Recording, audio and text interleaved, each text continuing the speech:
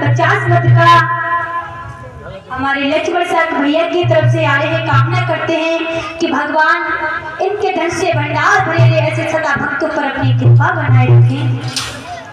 तो शांति बनाए रखिए। अब झांकी भी आ जाएगी थोड़ी देर में।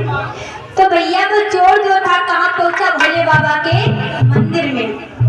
अब वो देख रहा तो भोले बाबा के मंदिर में तो कुछ सोने को ना मिलो, और जिसमें सोने की चीजें होती परीक्षित वहां तो ताला पड़ा होता है, क्योंकि भगवान भी ताला डाल के रखे जाते हैं। ऐसे सोच लो, क्योंकि भगवान पर विश्वास नहीं है कि हाँ कोई आएगा तो भगवान खुद जाने, लेकिन भगवान पर विश्वास नहीं तो ताला का विश्वास है ना। दुनिया कितनी उल्टी है। भक्तों को चोर गया तो भोले बाबा के मंदिर में। अब उसको तो जब कछु नहीं मिला तो देखा कि एक पीतल का घंटा बजा हुआ है। मन में विचार किया अब आए हैं तो कम से कम जेल खोले ले चलते, तो हो जाए तो उसको ढूंढ रहा, ऊंचाई पर बना, सोच रहा कैसे इसको खोले।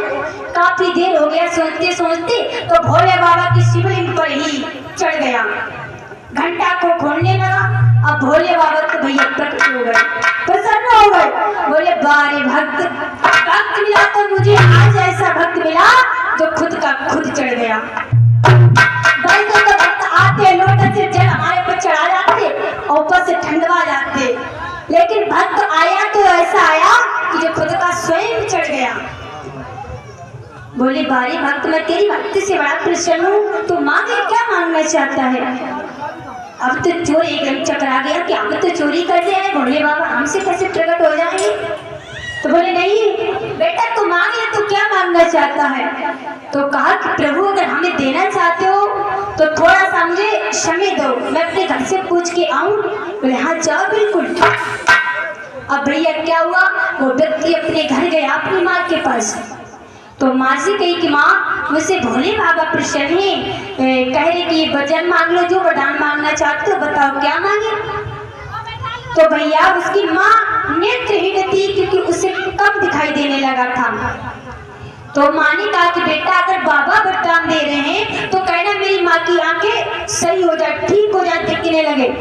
लड़का बोला माँ पागल हो गई हो, अरे कल नहीं परसों तुम चली जाओगे इस दुनिया से, मरना तो है।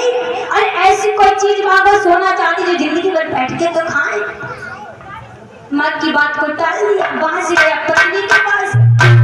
पत्नी से यही बात कही तो पत्नी ने कहा हाँ तो मुझसे खैर भोले बाबा प्रकट हुए, हमें दिन रात चोरी करता फिरता। बोले ना भोले बाबा प्रसन्न है, बताओ तो क्या मांगे।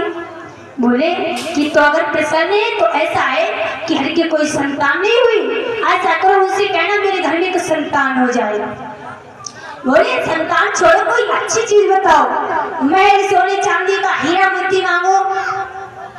पत्नी की बात को हटा दिया, वहां से चला आया। अब भैया मंदिर में पहुंचा तो भोले बाबा ने कहा पूछा है? बोले हाँ हाँ पूछा है।